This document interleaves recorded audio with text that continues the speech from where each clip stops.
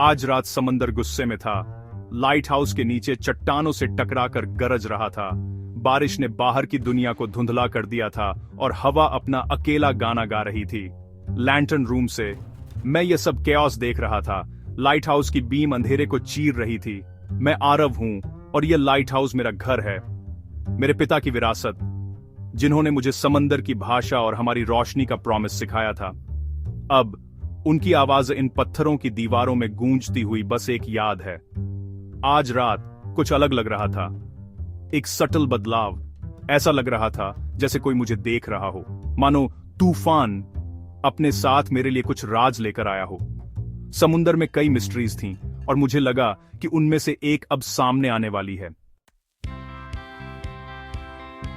मेरे पिता 1 साल पहले गायब हो गए थे, तूफान में नहीं बल्कि एक शांत दिन, जब समंदर पूरी तरह से शांत था, जैसे सब कुछ थम सा गया हो।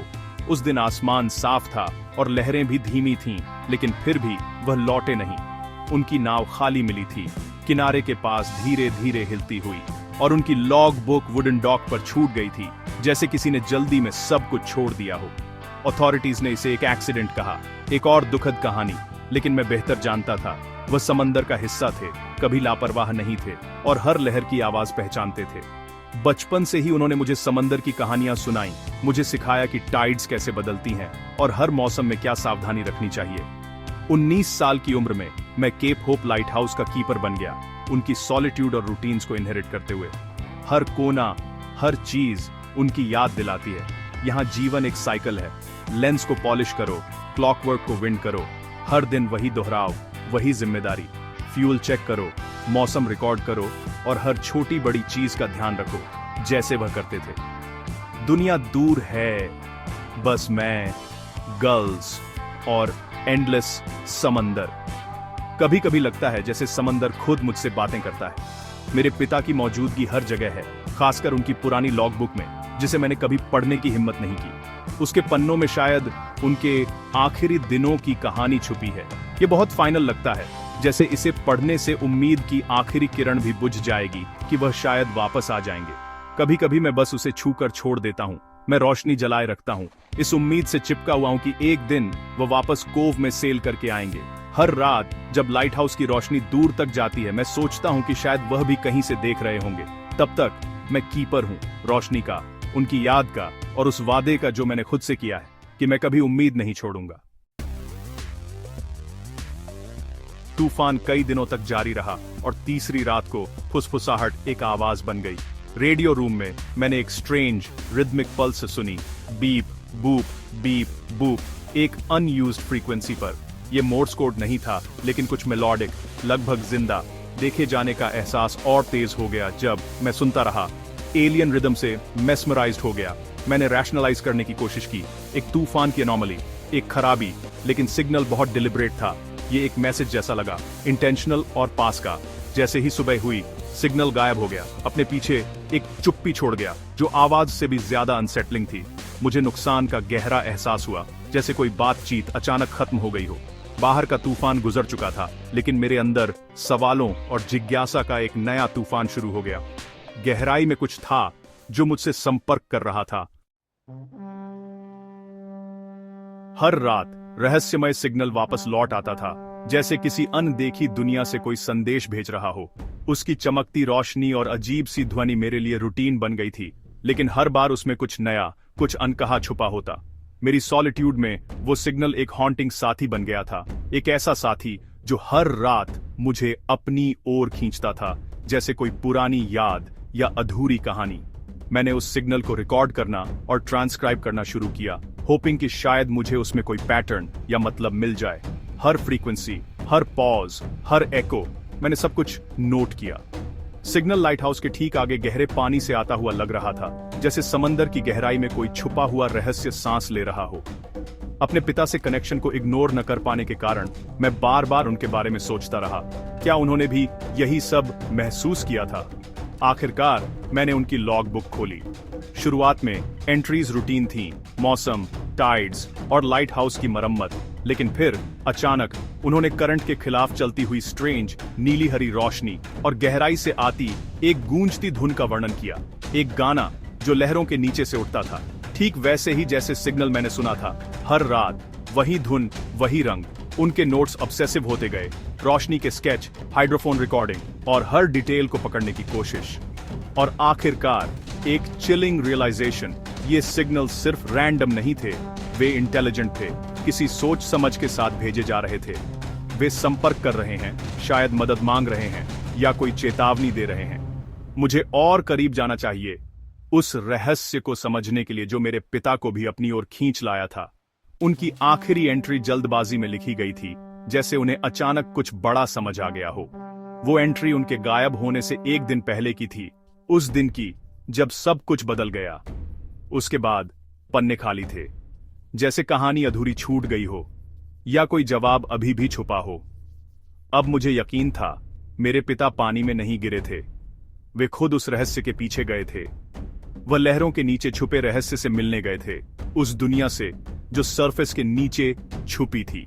लॉग बुक एक सीक्रेट दुनिया का नक्शा था, एक वार्निंग भी और एक इनविटेशन। अब रहस्य मेरा था और जवाब खोजने की बारी मेरी थी। मेरे पिता के शब्दों ने समुंदर के नीचे एक छिपी हुई दुनिया का खुलासा किया, जो हमारे दरवाजे पर एक फ्रंटियर थी। सिग्नल्स अब सिर्फ एक जिज्ञासा नहीं थे, वे एक मैसेज थे, एक लेगेसी। मैंने समंदर को अलग तरह से देखा, नीचे प्राचीन इंटेलिजेंट प्राणियों की कल्पना की। डर और आश्चर्य मेरे अंदर लड़ते रहे। क्या मेरे पिता उनसे जुड़ गए थे या उन्हें ले जाया गया था? समंदर, जो कभी मेरा दोस्त था, अब एक टेरिफाइंग राज रखता था। फिर भी मेरे पिता की लॉग बुक ऑ से भरी थी, टेरर से नहीं। उन्हें विश्वास था कि वे संपर्क कर रहे थे। शायद सिग्नल्स एक वार्निंग नहीं थे, बल्कि उनके काम को जारी रखने का एक इनविटेशन थे। रात के सिग्नल्स और मजबूत और कॉम्प्लेक्स होते गए, और फिर मैंने उसे देखा, एक नीली हरी चमक जो रेडियो के साथ तालमेल बिठाकर धड़क रही थी। वे ठीक मेरे नीचे थे, ठीक वैसे ही जैसे मेरे पिता ने बताया था। डर ने मुझे ओवरवेल्म कर दिया। मैं भागना चाहता था, लेकिन रहस्य ने मुझे कैप्टिव कर रखा था। मैंने पुराने नाविकों की कहानियों के बारे में सोचा, क्या ये जीव लेजेंड्स के पीछे की सच्चाई थे? मेरे पिता ने हिम्मत से अनजान का सामना किया, क्या मैं उनसे कम कर सकता था? जैसे ही सिग्नल फिर से धड़का, मैंने एक फैसला किया। मैं भागूंगा नहीं, मैं रुकूंगा और सुनूंगा। मैंने कम्युनिकेट करने की कोशिश करने का फैसला किया, अपने पिता की रिकॉर्डिंग और लाइट हाउस ट्रांसमीटर का उपयोग करके। मैंने उनके गाने से एक सिंपल फ्रेज ब्रॉडकास्ट किया। दिल जोर से धड़क रहा था। पहले चुप्पी, फिर एक नई आवाज मेरे मैसेज को मिरर करती हुई। उन्होंने मुझे सुना था। उन्होंने जवाब दिया। एक्सिलरेशन ने डर की जगह ले ली जब हमने एक रूडिमेंट्री डायलॉग स्थापित किया, कॉल और रिस्पांस, संगीत की तरह। मैंने एक कनेक्शन, एक किनशिप महसूस की। वे राक्षस नहीं थे, बल्कि इंटेलिजेंट और क्यूरियस थे। रातों रात हमारा एक्सचेंज बढ़ा, और मुझे एहसास हुआ कि वे उतने ही आइसोलेटेड थे जितना मैं था। मेरे पिता उनके आकाश में एक नया तारा थे, और अब मैं वह तारा था। लाइट हाउस अब सिर्फ जहाजों के लिए एक बीकन नहीं था, बल्कि गहराई तक एक ब्रिज था। मैं अब अकेला नहीं था। नीचे के प्राणियों के साथ मेरे कनेक्शन ने एक टेरिबल डिलेमा पैदा कर दिया। लाइट हाउस की बीम, मेरी सेक्रेट ड्यूटी, उनकी दुनिया को डिस्टर्ब करती थी। जब वह उनकी चमक पर पड़ती थी तो उनकी रोशनी मंद पड़ जाती थी, उनका सिग्नल लड़खड़ा जाता था। रोशनी जलाए रखना उन्हें नुकसान पहुंचाना था, उसे बुझाना ऊपर वालों की जान जोखिम में डालना था। मैं दो दुनियाओं के बीच फंसा हुआ था। मेरे पिता की विरासत का बोझ मुझ पर था। ऊपर नाविक मुझ पर निर्भर थे, नीचे एक नई इंटेलिजेंस संपर्क कर रही थी। मेरे पिता क्या करते?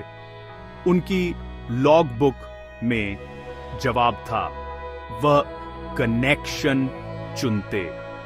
मुझे दोनों ड्यूटीज को सम्मान देने का एक तरीका खोजना था। क्षितिज पर तूफान गहराता जा रहा था। लहरें आसमान से बातें कर रही थीं, और बादलों की गड़गड़ाहट में उम्मीद की कोई किरण नहीं दिख रही थी।